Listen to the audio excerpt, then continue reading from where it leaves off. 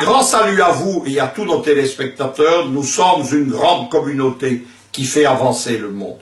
Ce qui se passe dans le Southern Cameroun, ce qui se passe au Cameroun, c'est ce que j'appelle le phénomène de la meute. Vous savez que dans la savane, lorsqu'un animal, un gros animal puissant est gravement blessé, on voit les prédateurs se coaliser pour mettre à mort la bête. Et souvent, on voit même des espèces normalement opposées se joindre. On voit par exemple, c'est exceptionnel mais ça arrive, des lions chassés avec des hyènes. C'est ce qui se passe au Cameroun. Il y a un processus de déstabilisation globale du pays qui est lié à la fin du régime de Paul Biya à cause de son âge, de sa succession qui est inévitable. Et tous les gens qui ont intérêt à voir le Cameroun abaissé, divisé, plongés dans le chaos, sautent à l'action. C'est le cas du fameux mouvement d'indépendance de la soi-disant Ambazonie ou Ambazonia. On dit aussi Ambasland. Le nom vient de la Ambas Bay, la baie d'Ambas, qui est précisément l'accès à l'océan de cet ancien territoire allemand, ensuite géré par les Britanniques après la Première Guerre mondiale. L'indépendance de l'Ambazonia, elle a été proclamée il y a longtemps, en 1999. Il y a depuis des groupuscules, des mouvements, des personnalités qui sont tapis dans l'ombre et qui sont prêtes à agir.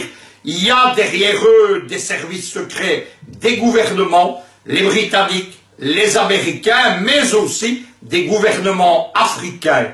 Le gouvernement d'Afrique du Sud en particulier, qui joue un sale jeu au Cameroun, pas ailleurs seulement que là. Il y a eu de grandes manifestations en Afrique du Sud devant la représentation des Nations Unies en Afrique du Sud, acceptée par le gouvernement Zuma pour réclamer l'indépendance de l'Ambazonia. Il y a eu aussi de grandes manifestations qui ont eu lieu à Bruxelles, soutenues par des parlementaires européens. On voit qui est à la manœuvre. Le propre des déstabilisations des pays, c'est d'avoir, le propre des Américains principalement, c'est d'avoir toute une série de scénarios et de créatures, de fantoches, de politiciens pour accomplir ces scénarios. On sort aujourd'hui de l'ombre, le scénario de l'Ambazonie.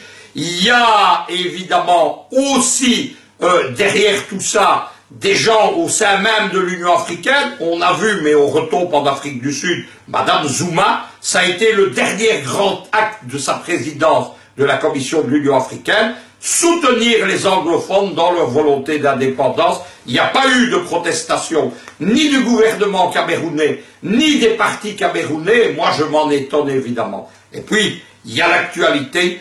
Il y a derrière tout ça des esprits déséquilibrés, des fous, qui profitent du chaos, qui profitent de l'événement et de l'émotion pour apparaître. C'est le cas de ce fameux activiste qui s'appelle Sofon Chaknem, qui a déjà lancé un mouvement qui est le Southern Cameroon Independence Movement. Il a également des sites internet qui s'appellent Ambasland, et il vient maintenant d'annoncer un mouvement armé, d'annoncer que des armes ont été transférées au Cameroun. C'est les Southern Cameroon Defense Force. Lorsque vous voyez les vidéos, on a un peu envie de rire. On se souvient d'un film comique français moquant un dictateur africain et qui s'appelait Le Crocodile du Botswana. C'est un peu ce qui se passe avec le personnage qui a par là. Ça n'a pas l'air sérieux, mais moi je vais ajouter quelque chose. C'est précisément dans les périodes de troubles et de chaos que de tels personnages apparaissent. En fond, et bien que certains panélistes nous aient dit sur le plateau d'Afrique Média qu'il n'y avait pas de pétrole dans la péninsule de Bakassi, il y a derrière cette affaire de l'Ambazonie le cas de Bakassi, avec les champs pétrolifères qu'on prétend y avoir découverts. Bakassi, c'est un territoire qui était contesté entre le Nigeria et le Cameroun, qui a été envahi, occupé par l'armée nigériane d'ailleurs. Les deux pays, au lieu de se faire la guerre, ils ont quand même été intelligents, ils ont soumis leurs différends à la Cour internationale de justice de La Haye, la plus haute juridiction des Nations Unies, qu'il ne faut pas confondre avec la CPI, qui n'a rien à voir avec elle. On l'appelle la Cour mondiale, elle a été créée en 1945, elle arbitre les litiges entre États. C'est là d'ailleurs, on en a déjà parlé sur les plateaux d'Afrique Média par exemple, que la Guinée équatoriale a traîné la France dans l'affaire dite bien improprement des biens mal acquis. Le Cameroun a repris le contrôle de Bakassi en 2008, pardon.